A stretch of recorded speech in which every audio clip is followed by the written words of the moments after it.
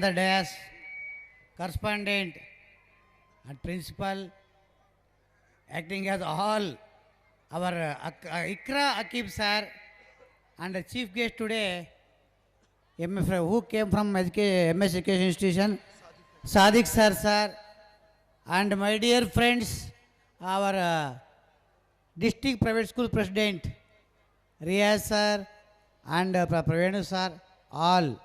I can speak in English, some in Urdu also, but మేము ఆంధ్రాలో ఉన్నాము కాబట్టి మీరు mother tongue Telugu, mother tongue Urdu అయినా, నాది మదర్ టంగ్ కన్నడనే, మదర్ టంగ్ మీకు ఉర్దూ అయినా పబ్లిక్లో మేము తెలుగు మాట్లాడాల్సిందే, బీయింగ్ ఏ ఆంధ్ర వాళ్ళ తెలుగు వాళ్ళ.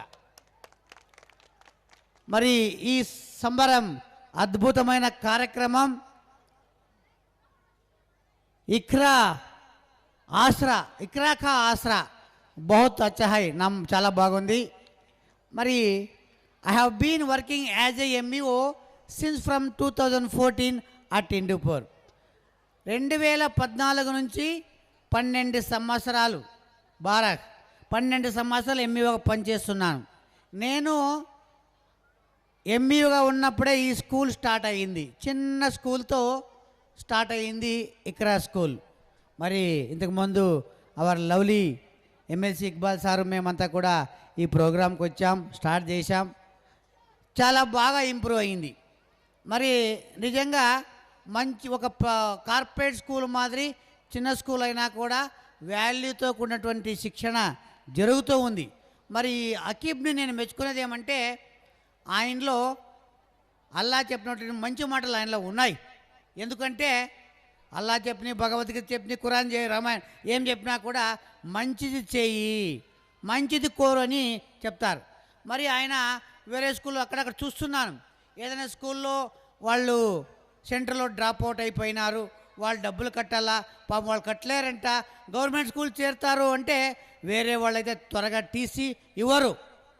ఇక్కడ ఉండేవాళ్ళంతా ఎవరు నాకు తెలిసినట్ల 90% బిలో పావర్టీ లైన్, దారిద్ర్య రేఖకు దిగున ఉన్న వాళ్ళే. మధ్యతరగతి ప్రజలు ఉన్నారు, బీదవాళ్ళు ఉన్నారు, కానీ ధనికులు ఉండేది ఒక 10% దీంట్లో అందరూ.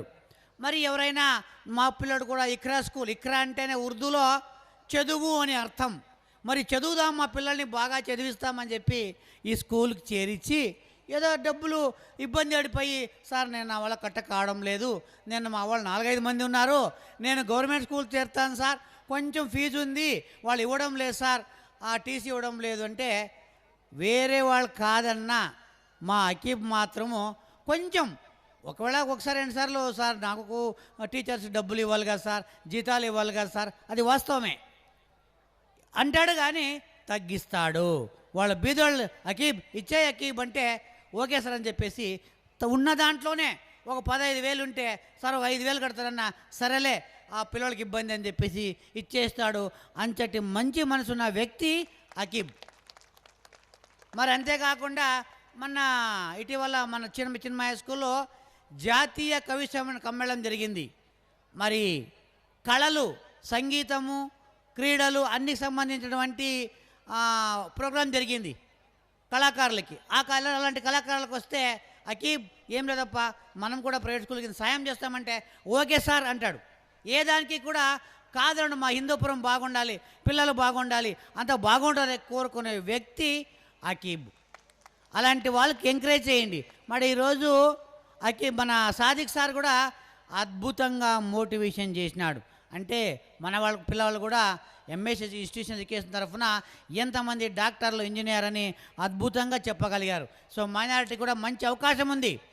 గతంలో ఉండేది మా పిల్లవాడు 7th పాస్ అయినాడులే, మనకు ఒక మెకానిక్కి ఒక స్వానరు కటింగ్ ప్లేయర్ ఇచ్చేస్తే వాడు బతుకుంటాడులే, లేకపోతే దుబాయ్కి పోతాడులే అంటే తప్పు.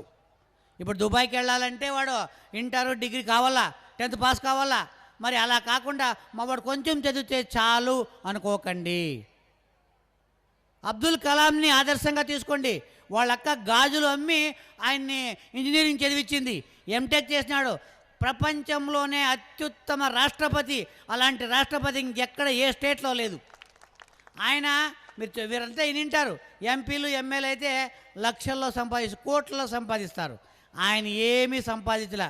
ఒక 2 కోట్లు, 2 ప్యాంట్లు, పుస్తకాలు, అంత తప్పితే ఏమీ సంపాదించలేదు మన అబ్దుల్ కలాం గారు. అలాంటి మహోన్నత వ్యక్తిని ఆదర్శంగా తీసుకోండి.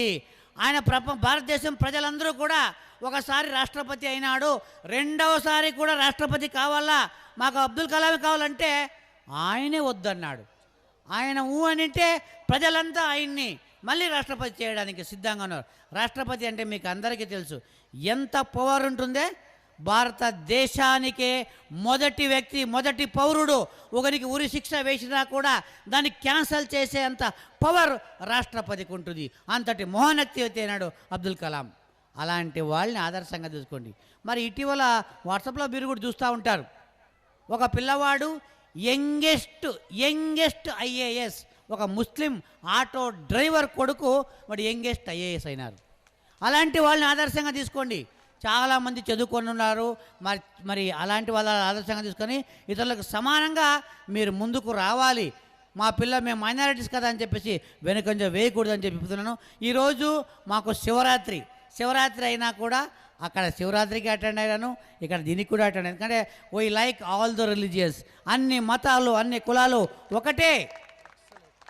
ఈరోజు మనకు సారు తెలంగాణ నుంచి వచ్చినాడు, ఇంకొక భయ్య బగేపల్లి నుంచి వచ్చినారు, కర్ణాటక నుంచి వచ్చినారు, తెలంగాణ నుంచి వచ్చినారు, ఆంధ్ర లోకల్, ఇక్కడ మనము ఉన్నాం.